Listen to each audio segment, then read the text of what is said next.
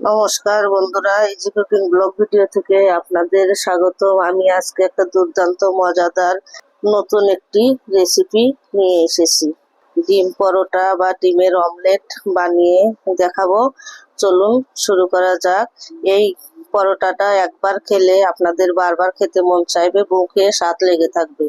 এখানে লাগবে দুটো ডিম, লাগবে ময়দা, আর লাগবে চিনি, লাগবে বেসন, আর লাগবে দুধ।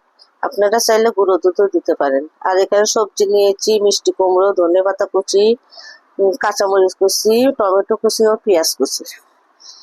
আমি একটা বাটিতে সামান্য বেসন নিয়ে নিয়েছি, আর দিয়ে দিলাম তাতে চিনি, আর দিয়ে দিলাম ছোট চামচের 2 চামচ ময়দা, আর দিয়ে দেবো স্বাদ মতো লবণ, আর একটি ডিম ভেঙে দিব। ডিমটা দিয়ে ময়দা, বেসন ও ডিম ভালোভাবে মিশিয়ে নেব। চামচ দিয়ে এভাবে, হাত দিয়েও মিশিয়ে নিতে পারেন। আমি চামচ দিয়ে মিশিয়ে নিয়েছি, আর দিয়ে দিলাম সামান্য সামান্য করে দুধ দিয়ে ভালোভাবে মিশিয়ে নেব। আপনারা চাইলে গুঁড়া দুধও ব্যবহার করতে পারেন। আমার ঘরে তরল দুধ ছিল, আমি তরল দুধ দিয়ে মিশিয়ে নিয়েছি। দিয়ে দিলাম সামান্য একটু রান্নার তেল। তেলটা দিয়ে আবারও ভালোভাবে মিশিয়ে নিলাম।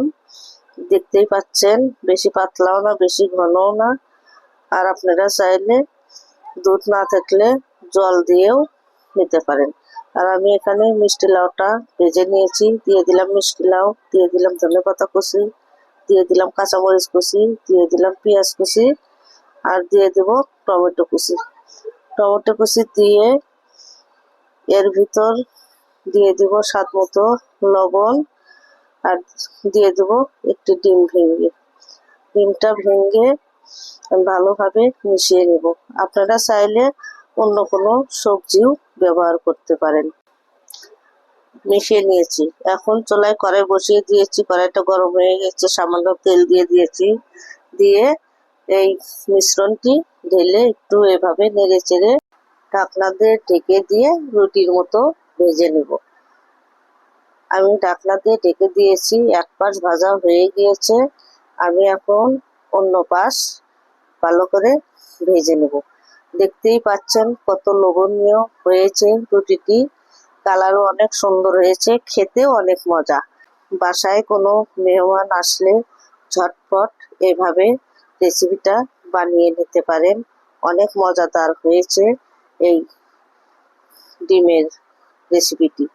আমার রুটিটি ভাজা হয়ে গিয়েছে, আমি এখন উঠিয়ে নিলাম। ওই কড়াইয়ে দিয়ে দিলাম আর একটু তেল। তেলটা গরম হয়ে গেলে এতে দিয়ে দিব ডিমের মিশ্রণটি। ডিমের মিশ্রণটি দিয়ে আর একটু ভেজে এর ওপরে রুটিটা দিয়ে আবারও কিছুক্ষণ রান্না করে নেব। বন্ধুরা, আমার চ্যানেলে নতুন হলে অবশ্যই বেল বাটন অন করে রাখবেন, এবং এখনো যারা সাবস্ক্রাইব করেন নাই অবশ্যই সাবস্ক্রাইব করে দিবেন। আর আমার এই রেসিপিটি আপনাদের কেমন লাগলো আমাকে কমেন্টে জানিয়ে দেবেন। বন্ধুরা, অবশ্যই এভাবে আত্মীয় স্বজন আসলে বানিয়ে দিবেন, খেতে অনেক মজা হয়। বানিয়ে খেয়ে দেখবেন কেমন হয়েছে রেসিপিটা। আর রেসিপিটা নামিয়ে একটু ঠান্ডা করে নিয়েছি। নিয়ে এভাবে চাপ দিয়ে আমি রোলের মতো ভাঁজ করে নিয়েছি। এখন এটাকে আমি কেটে পরিবেশন করব। বন্ধুরা, আপনারা চাইলে সস ছাড়াও এভাবে খেতে পারেন। বাচ্চারা তো পেলে খুবই খুশি। আমার বাচ্চা আছে, আমি এর পরেও আরো 2 বার বানিয়ে দিয়েছি। আমার বাচ্চা খুব পছন্দ করে ডিমের এই রেসিপি, অনেক মজা হয়। আপনারাও খেয়ে দেখবেন কেমন লাগে। আর আমার এই রেসিপিটি যদি আপনাদের ভালো লেগে থাকে অবশ্যই লাইক, কমেন্ট, সাবস্ক্রাইব করে দিবেন, বন্ধুদের মাঝে শেয়ার করে দিবেন। আর আপনাদের প্রতি অনুরোধ রইল অবশ্যই আমার ভিডিওটি পুরো দেখবেন। সুস্থ থাকুন, ভালো থাকুন। নিয়ে আসবো নতুন কোনো রেসিপি। অনেক অনেক ধন্যবাদ।